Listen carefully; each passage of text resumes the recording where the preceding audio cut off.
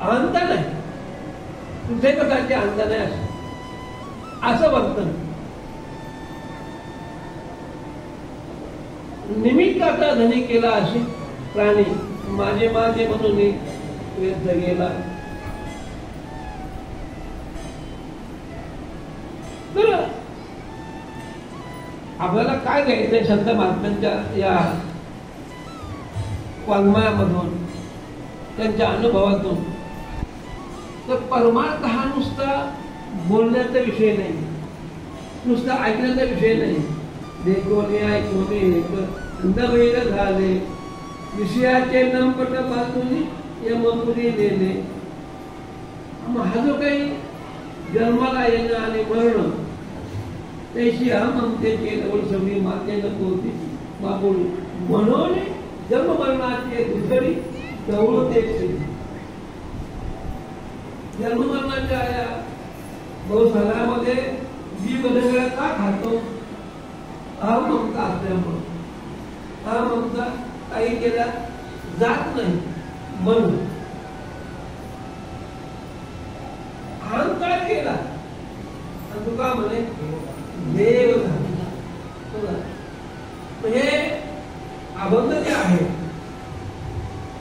त्याचा संत महात्म्याने अनुभव घेतलेला आहे.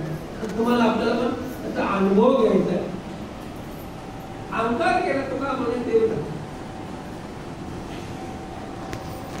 आम्ही कुठे येतो परत परत देव म्हणजे या ध्यानाने देव आला पाहिजे. ध्यानाने संत आला पाहिजे.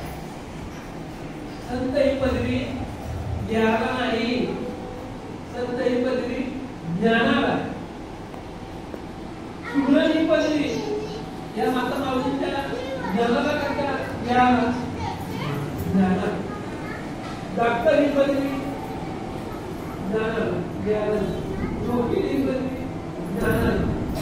तसं संत ही पदवी ज्ञानाला. ज्ञान म्हणजे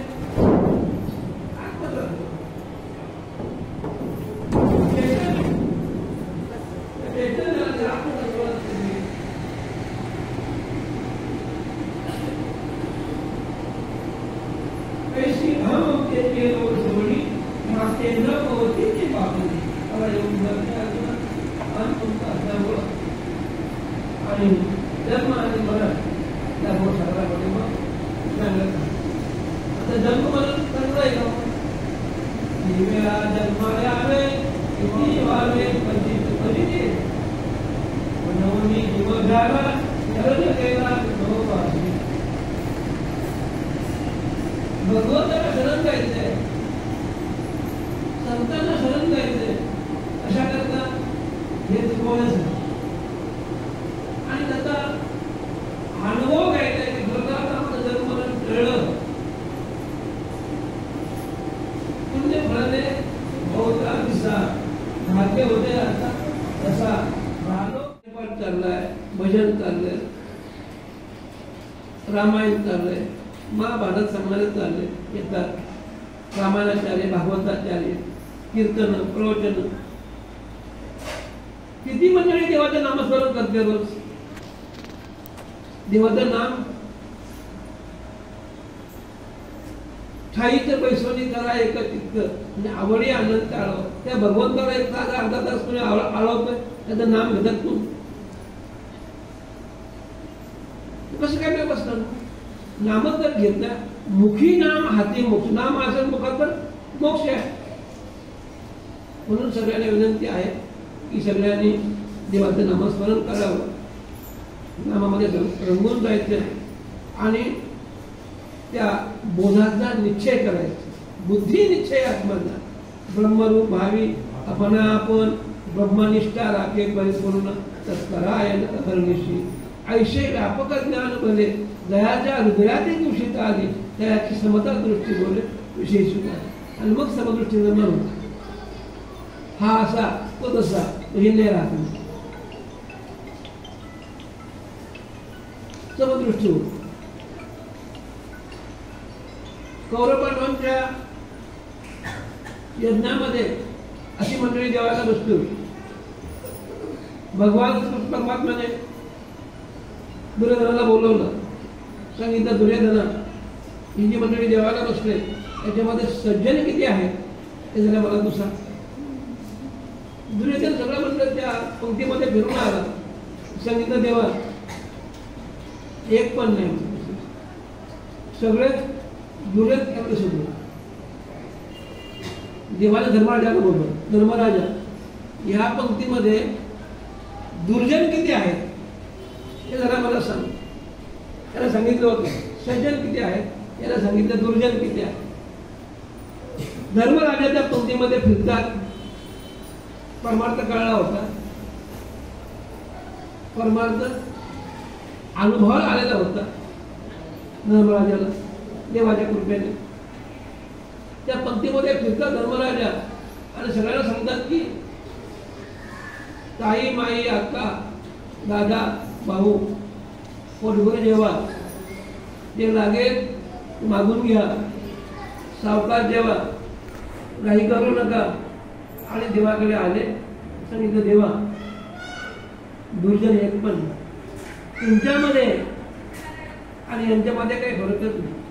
म्हणजे धर्मराजाला सगळे हादरून दिसत होते, कुशल दिसत होते आणि दुर्योधनाला तीच मंडळी सगळे दुर्जन दिसत होते. समदृष्टी ही आपल्या आज जेव्हा अनुभव येईल ना तेव्हा आपला परमार्थ जेव्हा कळाला येईल, त्यांच्या कृपेने जे काय बोलता आलं ते या श्लोकावर बोलण्याचा प्रयत्न केला. झालेली सेवा बाबूची त्यांनी अर्पण करू, माताच्या त्यांनी अर्पण करू, सेवेला पूर्ण पुण्यली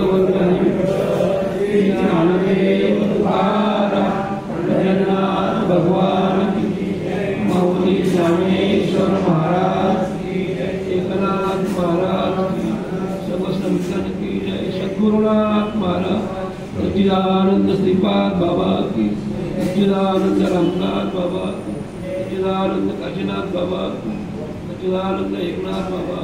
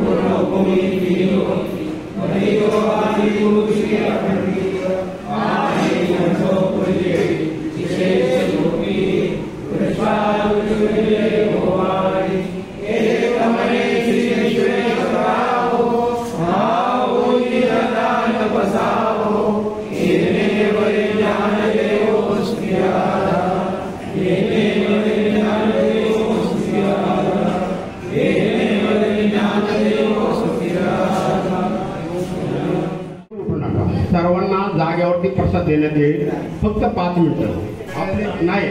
पण आज या प्रवचनासाठी आपले हरिभक्त पारायण मनोहर महाराज वळकंदे यांनी असे आपल्या वाणीमधून सुस्पष्ट असं प्रवचन रूपी सेवा आपल्याला सादर केलेली आहे आणि त्याचा आपण सर्वांनी लाभ घेतलेला आहे.